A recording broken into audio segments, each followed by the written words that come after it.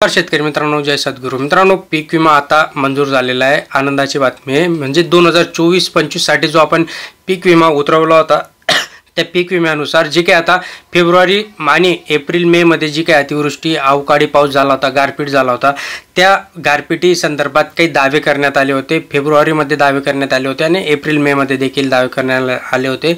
तर त्या दोघे दाव्यांच्या अनुसार आता महाराष्ट्रातील जे काही विभाग आहेत त्या विभागातील शेतकऱ्यांना आता नुकसान भरपाई मंजूर झाली आहे। कोणत्या जिल्ह्यासाठी किती भरपाई आहे हा जो काही GR आहे तो अगदी थोडक्यात तुम्हाला समजून देणार आहे। म्हणजे तुमचाही वेळ जाणार नाही आणि तुम्हाला अतिशय व्यवस्थितरित्या माहिती मिळेल।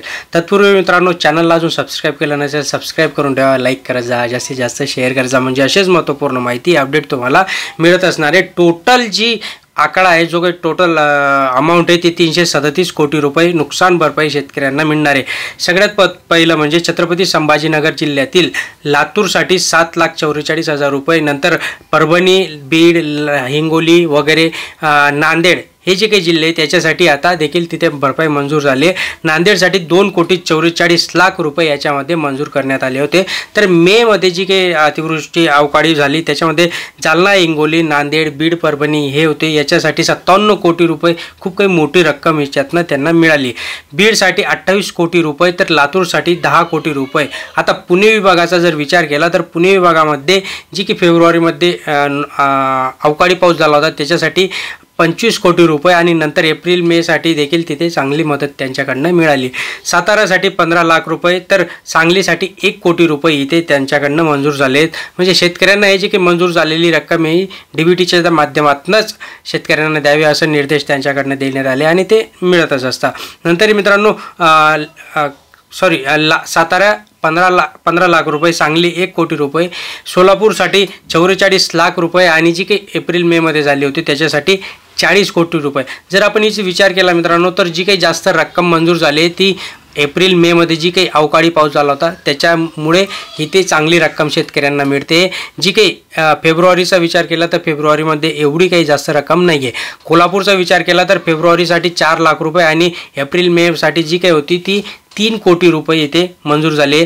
नाशिकसाठी 3 कोटी रुपये देण्यात आले, धुळ्यासाठी 11 कोटी रुपये, नंदुरबारसाठी 90 लाख रुपये, जळगावसाठी 4 कोटी रुपये, अहिल्यानगरसाठी 7 कोटी रुपये ही फेब्रुवारीची नुकसान भरपाई शेतकऱ्यांना मिळणार आहे। मे मध्ये जी काही अतिवृष्टी अवकाळी पाऊस झाला होता त्यानुसार नाशिकसाठी 22 कोटी रुपये, धुळ्यासाठी 3 कोटी रुपये, नंदुरबारसाठी 4 कोटी रुपये, जळगावसाठी 19 कोटी रुपये, तर अहिल्यानगरसाठी 11 कोटी रुपये इथे त्यातनं मंजूर झालेले आहेत। आता कोकण विभागाचा जर विचार केला, कोकणमध्ये जास्त काही मंजूर होत नाही पैसे, कारण की क्षेत्र कमी असतं तिकडे, त्यामुळे सिंधुदुर्गसाठी 14 लाख आणि प्लस एप्रिल मे साठी 29 लाख रुपये, ठाण्यासाठी 27 लाख रुपये, पालघरसाठी 16 लाख रुपये, रायगडसाठी 3 लाख आणि एप्रिल मे साठी 1 कोटी रुपये, रत्नागिरीसाठी 9 लाख रुपये मंजूर झालेत आणि एप्रिल मे साठी 1 कोटी रुपये।